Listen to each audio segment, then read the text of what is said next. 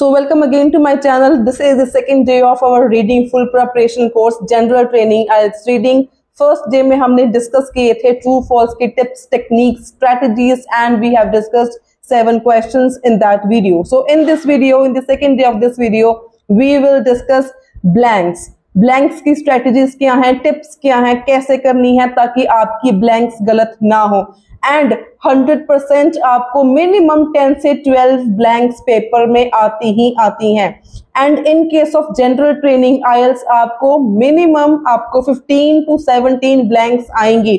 So blanks are very very important. अगर आपको blanks करनी आ गई तो आई एश्योर, आई गारंटी आपके 6 and 6.5 बैंड्स कहीं नहीं जाएंगे.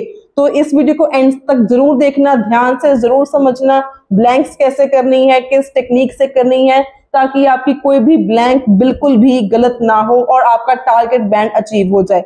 So let's begin. इसमें हमारे पास ब्लैंक्स को शुरू करने से पहले I will explain you the 3 tips, the 3 techniques which you have to keep in your mind while doing the fill in the blanks in IELTS. तो सबसे पहली बात हमारे पास होती है keywords. You have to mark down the keywords. अब keywords हमें क्यों जरूरी है? To find out the locations. क्योंकि ब्लैंक हमें तभी मिलेगी अगर हमारे पास सही सी लोकेशन होगी और सही लोकेशन के लिए we need the keywords. So keywords को मार्क करना जरूरी है ताकि आप सही लोकेशन पर पहुंच जाओ. उसके बाद सेकेंड थिंग है आपके पास guess work. You have to do some guess work कि ब्लैंक में किस तरह का आंसर आना चाहिए. कोई नाउन है, वर्ब है, कोई नंबर है, कोई ईयर है या कुछ वेट है, केजी है. तो इसको हम बोलते हैं गेस वर्क. ब्लैंक पढ़ के आपने गेस वर्क करना है कि जो आंसर है वो किस तरह का होना चाहिए. उसके बाद third and the most important thing is जो आपको ब्लैंक गिवन होती है उसके पहले वाला वर्ड और उसके बाद वाला वर्ड. दीज आर 99% सिनोनिम्स और आपने ब्लैंक के पहले वाला वर्ड और ब्लैंक के बाद वाला वर्ड को जरूर मार्क करना है, जरूर नोट डाउन करना है ताकि आपका जो आंसर है वो गलत ना हो. क्योंकि कई बच्चों की प्रॉब्लम ही यही होती है, मैम लोकेशन मिल जाती है लेकिन हमें आंसर नहीं मिलता. क्यों नहीं मिलता आंसर? ये आंसर गलत क्यों हो जाता है? क्योंकि आप एक तो गेस वर्क नहीं करते हो और आप सिनोनिम्स की तरफ ध्यान नहीं देते हो. सो इसी टेक्निक को यूज करके आज हम नेक्स्ट 5 to 6 ब्लैंक्स करेंगे प्रैक्टिस और देखेंगे कि हमने इन टेक्निक्स को यूज करके कैसे ब्लैंक्स करनी है. So moving to the first question. हमारा फर्स्ट क्वेश्चन है यहाँ पे ensure team members are aware of any dash there are regarding how the work should be presented. अब यहाँ पर लोकेशन के लिए पहली बात तो ये है कि जब आपने पहला ब्लैंक करनी है तो दैट सिंपली मीन्स कि वो पैराग्राफ की स्टार्टिंग में ही होगा और बाकी सारी ब्लैंक्स हमेशा इन ऑर्डर होती हैं. तो अगर आपको एक ब्लैंक मिल जाती है तो उसके नीचे साथ ही साथ आपको नेक्स्ट ब्लैंक्स बहुत ही इजीली मिल जाएंगी. तो अगर पहली ब्लैंक पर ध्यान दें तो यहाँ पर क्या है, एंश्योर टीम मेंबर्स की बात कर रहे हैं और यहाँ पे ब्लैंक के पहले वाला वर्ड क्या है, अवेयर ऑफ एनी.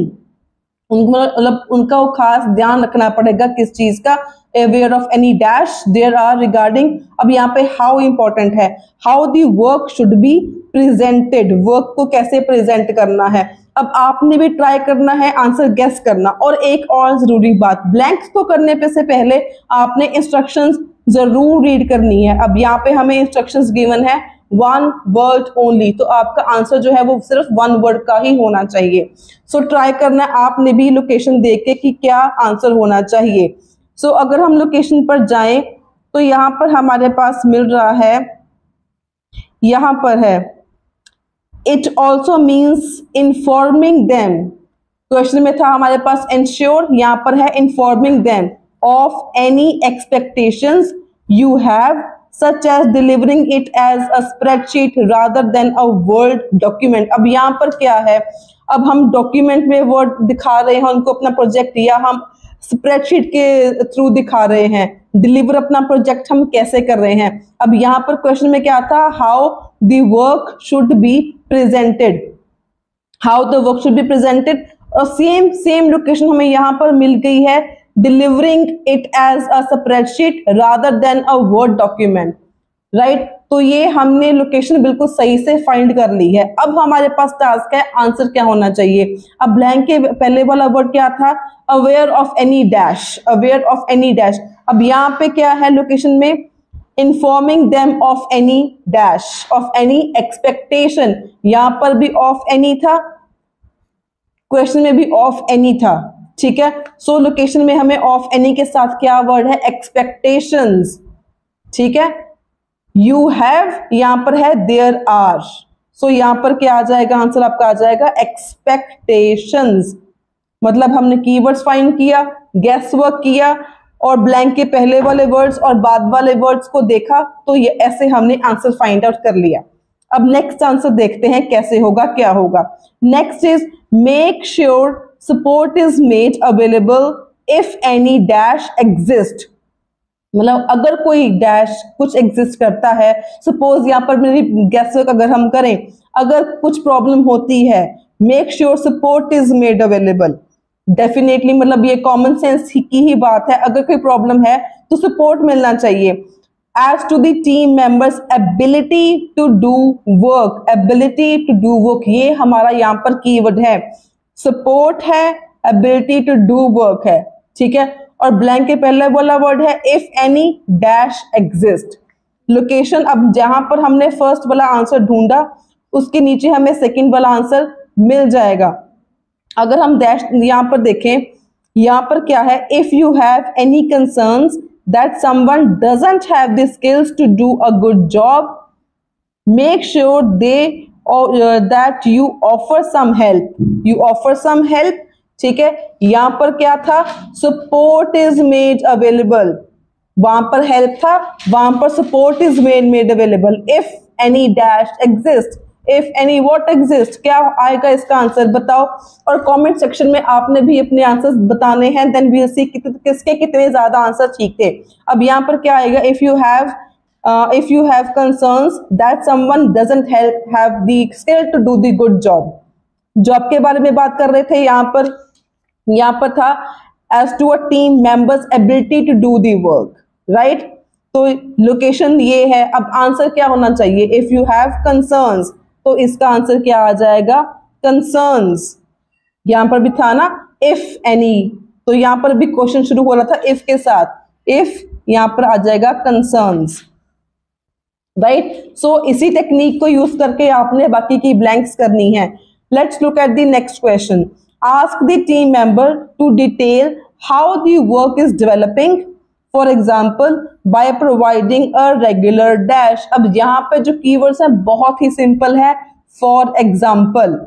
अब हमने एग्जाम्पल बतानी है यहाँ पर, for example by providing a regular dash। इन्होंने हाफ एग्जाम्पल दी है, हमने इसको कंप्लीट करना है।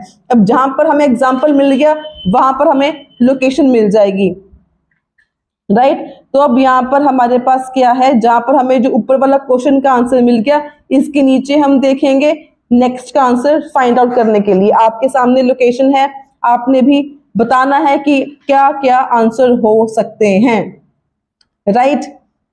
For example by providing a regular dash. अब यहाँ पर ऊपर का ढूंढा था, इसके नीचे यहाँ पर होगा इसका आंसर, डेफिनेटली यहाँ पर होगा। अगर आपको मिल गया you can comment in the comment section below. अगर मैं बताऊं, tell them how you expect to be kept informed, ठीक है। लाइक वहां पर एग्जाम्पल था, यहां पर आ गया like.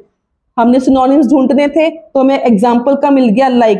Through a report once a week, हफ्ते में एक बार रिपोर्ट के जरिए। यहां पर क्या था, प्रोवाइडिंग अ रेगुलर, मतलब वंस अ वीक मतलब रेगुलर, एग्जाम्पल लाइक। तो यहां पर आंसर क्या आ गया, report, right. So moving on to the next question. Next है, don't delegate administrative task simply because they are dash. Don't delegate administrative task simply because they are dash. हमें कोई task क्यों एडमिनिस्ट्रेटिव के ऊपर छोड़ देने चाहिए, simply because they are what, क्या है।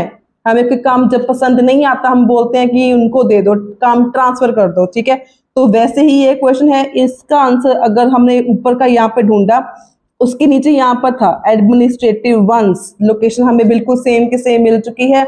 यहाँ पे था एडमिनिस्ट्रेटिव टास्क कीवर्ड, यहाँ पर था एडमिनिस्ट्रेटिव वंस। तो अगर हम इसका सेंटेंस पढ़ें, equally don't delegate task such as dull administrative ones. ठीक है, तो यहाँ पर इसका क्या आंसर आ जाएगा, simply because they are dull, right. तो moving on to the next question, managers can ask a team member to check on the achievement of dash at fixed intervals. अब जरूरी नहीं है अगर यहाँ पर फिक्स्ड इंटरवल्स है वहां पर फिक्स्ड इंटरवल्स लिखा हो। इंटरवल जैसे हमने यहाँ पे ऊपर देखा था रेगुलर में था वंस अ वीक, वैसे ही यहाँ पर भी इंटरवल्स का कुछ ना कुछ अलग वर्ड सिमिलर मीनिंग का दिया हो सकता है। अब वो ढूंढना आपने है। यहाँ पर क्या है, अचीवमेंट ऑफ डैश, मैनेजर्स की बात हुई है, टीम मेंबर्स की बात हुई है, चेक करना है, क्या चेक करना है, achievement of dash, achievement of what. अगर हम उसके नीचे ये आंसर देखें, यहां पर है हमारे पास like noting whether weekly targets have been met. Have been met का मतलब क्या आ गया, अचीव्ड। यहां पर है हमारे पास वीकली टारगेट्स, वीकली मतलब क्या हो गया, रेगुलर। सो टारगेट्स, इसका आंसर क्या हो जाएगा, अचीवमेंट ऑफ टारगेट्स। वहां पे था वीकली, यहाँ पे था हमारा टारगेट। सो ब्लैंक के पीछे वाला वर्ड हमारा बिल्कुल सेम को सेम सिनोनिम हमें मिल चुका है। ये था फिक्स्ड इंटरवल, वहां पर था वीकली, राइट। तो लास्ट है blank, if you dash you risk delaying the whole project. अगर आप क्या करोगे जिससे आपका जो होल प्रोजेक्ट है वो डिले हो जाएगा। लोकेशन अब हमें यहाँ पर मिल गई थी, इसके नीचे हमने नेक्स्ट लोकेशन अब ढूंढनी है, आंसर ढूंढना है। So in summary, be clear, supportive and don't micromanage. Don't become the problem on your project that prevents progress. यहाँ पर क्या है, that prevents progress। यहाँ पर था you risk delaying, मतलब इसको हम बोलते हैं synonyms, आपको ऐसे ढूंढने होते हैं।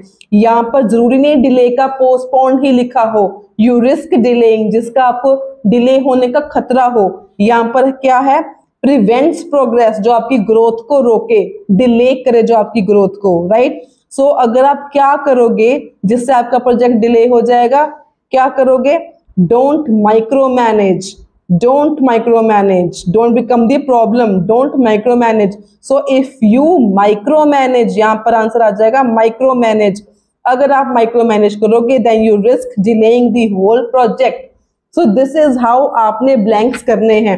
आज था फर्स्ट वीडियो ब्लैंक्स का, कल एक और हम वीडियो डिस्कस करेंगे जहां पर again will discuss some more 5 to 6 blanks आपने कैसे करनी है।